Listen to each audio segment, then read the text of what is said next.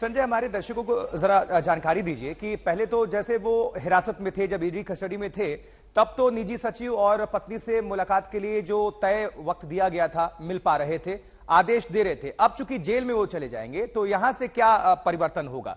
क्या ये एप्लीकेबल पहले की तरह रहेगा या नहीं रहेगा?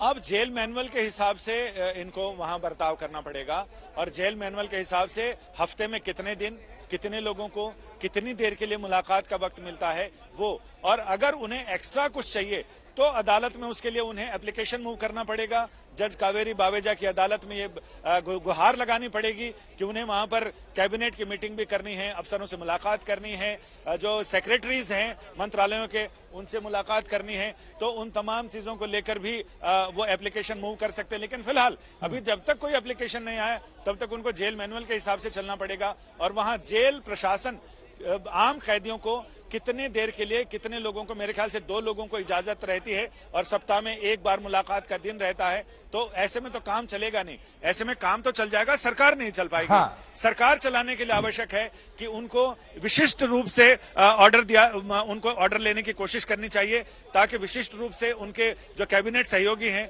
वो मीटिंग के लिए आ सकें। उनकी मीटिंग कहाँ होगी, डेजिग्नेटेड एरिया किधर होगा और कितनी देर की मीटिंग चल सकती है, ये तमाम चीजें। ऐसा नहीं कि दिन भर मीटिंग चल रही है, ऐसा भी नहीं होगा। तो बहुत सारे ऐसे अनुशासन हैं, जेल के अनुशासन, जिसका पालन करना होगा और जेल के अनुशासन में कितना अपवाद रूप से उनको छूट या सहूलियत मिल सकती है सरकार चलाने के लिए, यह भी देखना दिलचस्प होगा। लेकिन इसके लिए अरविंद केजरीवाल की तरफ से या दिल्ली सरकार की तरफ से एक एप्लीकेशन मूव करना पड़ेगा और अदालत से इजाजत लेनी पड़ेगी कि हमें इन चीजों की जरूरत है, तो आप जेल प्रशासन को यह आदेश करिए, निर्देश करिए कि वो हमें ये सुविधाएं मुहैया कराएं, क्योंकि हमें जेल से सरकार चलानी है।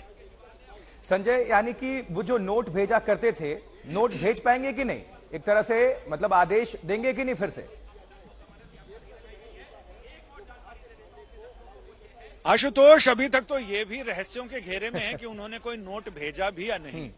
अगर उन्होंने कोई नोट भेजा तो सिर्फ अभी तक तो जबानी जमा खर्च में चल रहा, उन्होंने नोट भेज दिया है, जल विभाग को भेज दिया, इस विभाग को भेज दिया, लेकिन उसका अभी तक ये कुछ पता नहीं है कि वो नोट मौखिक था, लिखित था तो दस्तखत के साथ था या ऐसे ही था, ये अभी तक किसी को पता नहीं है। क्योंकि इसका ना तो आम आदमी पार्टी ने कोई उजागर किया, ना सरकार की तरफ से कोई उजागर हुआ, ना किसी अधिकारी ने कोई लीक किया, तो ऐसे में ये तो रहस्य की बात है, उस रहस्य में से अभी तक पर्दा उठा नहीं है। लेकिन अब हालात बदल गए हैं। अब हालात बदलने के साथ ही उन्हें फॉर ईच एंड एवरीथिंग उन्हें अदालत से आज्ञा लेनी पड़ेगी, इजाजत लेनी पड़ेगी और उसके बाद ही वो आगे उस पर कदम बढ़ा सकते हैं।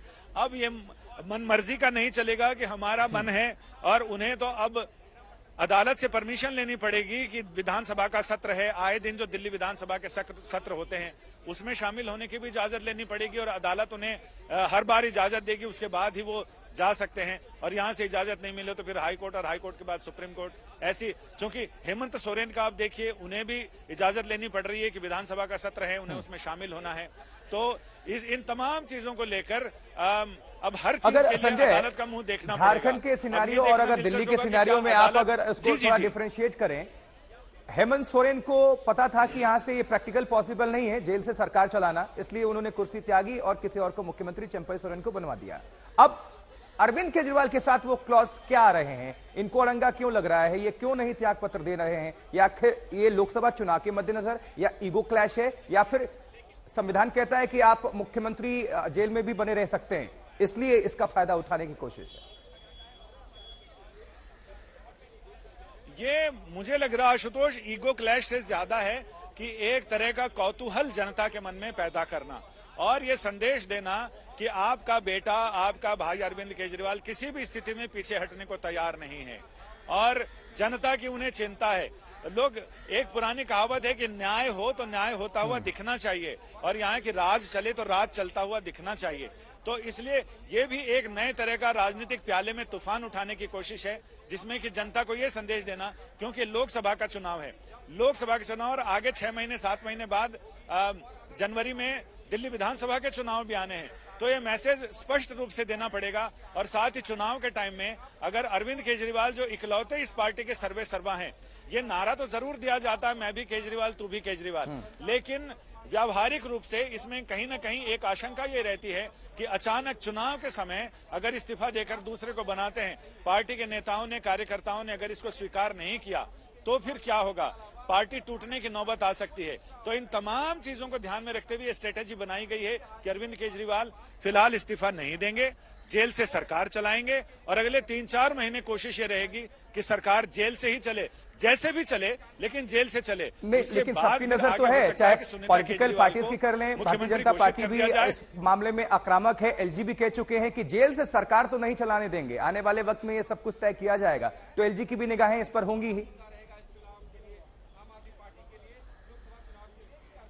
तो देखिए, उसमें अगर एलजी बर्खास्त करते हैं तो इनके पास एक और मुद्दा होगा कि देखो चुनी हुई जनता की सरकार को बर्खास्त कर दिया। तो ऐसे में ये बहुत मुश्किल और पेचीदा मामला है कि जनता की और इतने प्रचंड बहुमत से चुनी गई आम आदमी पार्टी की सरकार को बर्खास्त करना। तो अगर ये बर्खास्त करते हैं तो दूसरे भी इसी पार्टी से मुख्यमंत्री बनेंगे, लेकिन उस समय बर्खास्त करने की स्थिति में ज्यादा आशंका ये है कि दिल्ली विधानसभा के आम आदमी पार्टी के सारे विधायक एक साथ इस्तीफा दे दें ताकि विधानसभा भंग हो जाए और उसके बाद फिर नया चुनाव हो। तो उसमें सहानुभूति वोटों के साथ, सहानुभूति की लहर के साथ विधानसभा का चुनाव। लेकिन ये भी तो देखना होगा, ज्यादा लगती है जब जनता की अदालत में सरकारें जाएंगी, पार्टियां जाएंगी, संजय, प्रचंड बहुमत तो मिला लेकिन प्रचंड घोटाला भी तो हुआ। भारतीय जनता पार्टी तो ये आरोप लगा रही ना, और वही लिहाजा परिणाम है कि तमाम उनके मंत्री जो हैं वो जेल के अंदर है। खुद मुख्यमंत्री अब जेल पहुंच गए हैं और उनके नेताओं मंत्रियों से पूछताछ चल रहा है। तो प्रचंड घोटाला भी तो है प्रचंड बहुमत के साथ। ये कानून की निगाह में तो प्रचंड तथाकथित प्रचंड घोटाला है, प्रचंड घोटाले के आरोप हैं। आरोप जब तक कोर्ट में सिद्ध नहीं हो जाते तब तक किसी भी आदमी को दोषी नहीं माना जा सकता है। अदालत तय करेगी कि घोटाला हुआ या नहीं हुआ। हुआ तो कैसे हुआ, क्योंकि इसका पूरा दारोमदार अरविंद केजरीवाल यानी बचाव पक्ष पर है और दूसरा ईडी या बाकी जांच एजेंसियां हैं उन पर यह दारोमदार है कि वो इसे अदालत में अपने मजबूत दावों के साथ, मजबूत सबूतों के साथ कैसे स्थापित कर पाती हैं। अभी तक तो बात जबानी जमा खर्च की चल रही है। जब चार्जशीट पेश हो जाएगी और चार्ज फ्रेम हो जाएंगे, बहुत सारे चार्जेस तो चार्ज फ्रेम होते समय गिर जाते हैं। अगर सारे चार्जेस फ्रेम भी हो जाते हैं उसके बाद ट्रायल शुरू होगा। ट्रायल में ये पता चलेगा कि ये सबूत जिनकी बात ईडी कह रही है वो सबूत अदालत की निगाह में, कानून की रोशनी में कितने सही हैं, कितने गलत हैं।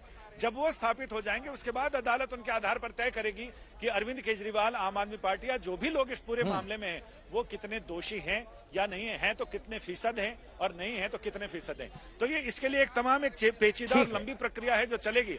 लेकिन फिलहाल ये तो तय है कि 15 अप्रैल तक 14 दिनों के लिए अरविंद केजरीवाल न्यायिक हिरासत में भेजे जा रहे हैं। ठीक है संजय।